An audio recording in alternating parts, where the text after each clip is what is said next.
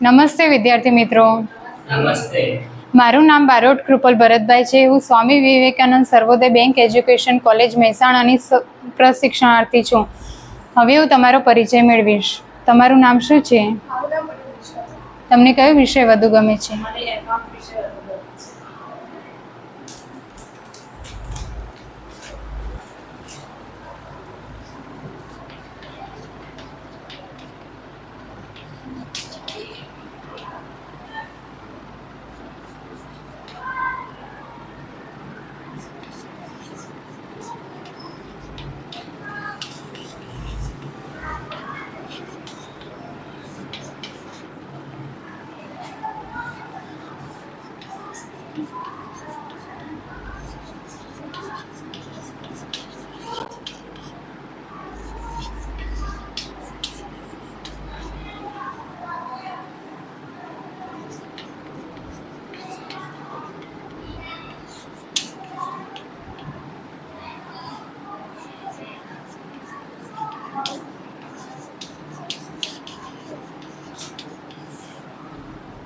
તો વિદ્યાર્થી મિત્રો, ધોરણ 11ના વર્ગખંડમાં નામાના મૂળ તત્વોના વિષયમાં આપ સૌનું હાર્દિક સ્વાગત છે.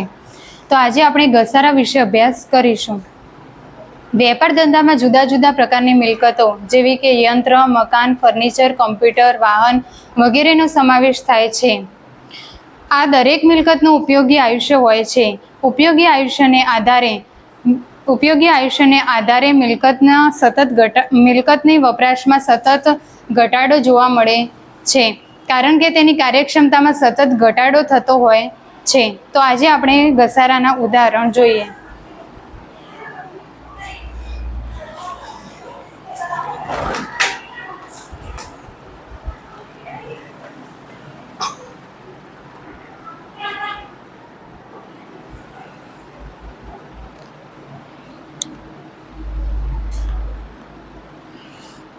એક નવું યંત્ર 1 લાખમાં ખરીદ્યું. 5 વર્ષ વપરાશ બાદ તે યંત્ર 50,000માં વેચ્યું.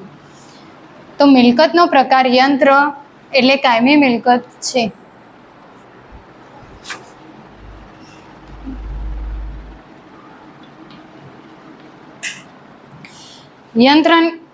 યંત્રની ખરીદ કિંમત 1 લાખ છે.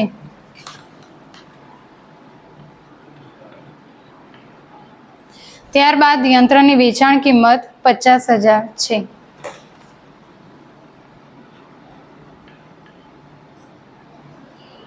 એક લાખનું યંત્ર 50,000માં વેચ્યું છે, તેથી તેની કિંમતમાં ઘટાડો થાય છે. યંત્ર 1 લાખમાં વેચીને 5 વર્ષ બાદ તેને વપરાશને કારણે 50,000માં વેચી દેવામાં આવ્યું છે, તેથી તે વપરાશને ઘટાડાનું કારણ વપરાશ બને છે. હવે બીજું ઉદાહરણ. તો 40,000નું કોમ્પ્યુટર ખરીદી 2 વર્ષ પછી ટેકનિકલ ખામીને કારણે તે 20,000માં વેચ્યું. તો કોમ્પ્યુટરની મિલકતનો પ્રકાર કાયમી છે. કોમ્પ્યુટરની ખરીદ કિંમત 40,000 છે. કોમ્પ્યુટરની વેચાણ કિંમત 20,000 છે. 40,000ને કોમ્પ્યુટર ખરીદીને 20,000માં વેચવામાં આવેલું છે, તેથી તેમાં ઘટાડો થાય છે. કોમ્પ્યુટર ટેકનિકલ ખામીને કારણે વેચવામાં આવેલું છે, તેથી ઘટાડાનું કારણ ટેકનિકલ ખામી બને છે.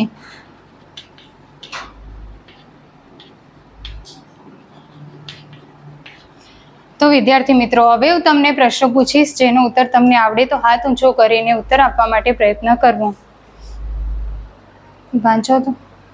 15 લાખની ગાડી ખરીદી, પરંતુ અકસ્માતને કારણે 1 વર્ષ પછી તેને 10 લાખમાં વેચી. ઓકે, તો ગાડીની મિલકતનો પ્રકાર જણાવો. ગાડીની મિલકતનો પ્રકાર કાયમી છે. ઓકે, બેસી જાઓ. ગાડીની ખરીદ કિંમત જણાવો. ગાડીની ખરીદ કિંમત 15 લાખ છે.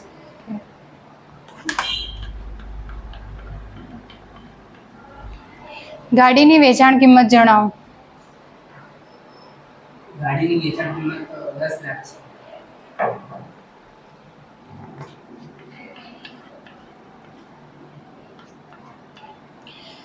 15 લાખમાં ખરીદીને 10 લાખમાં ગાડી વેચવામાં આવે છે ત્યારે તેની કિંમતમાં કેવી અસર જોવા મળે છે? હા 15 લાખની કિંમત ખરીદ કિંમત 10 લાખમાં વેચવામાં આવે છે તો તેની કિંમત પાસે ઘટાડો જોવા મળે છે. સરસ, બેસી જાઓ.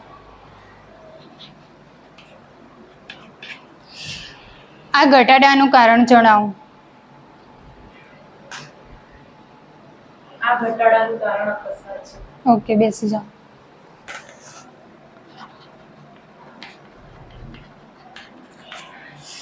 તો વિદ્યાર્થી મિત્રો, આ ઉદાહરણો પરથી તમે મને ઘસારાનો અર્થ જણાવો.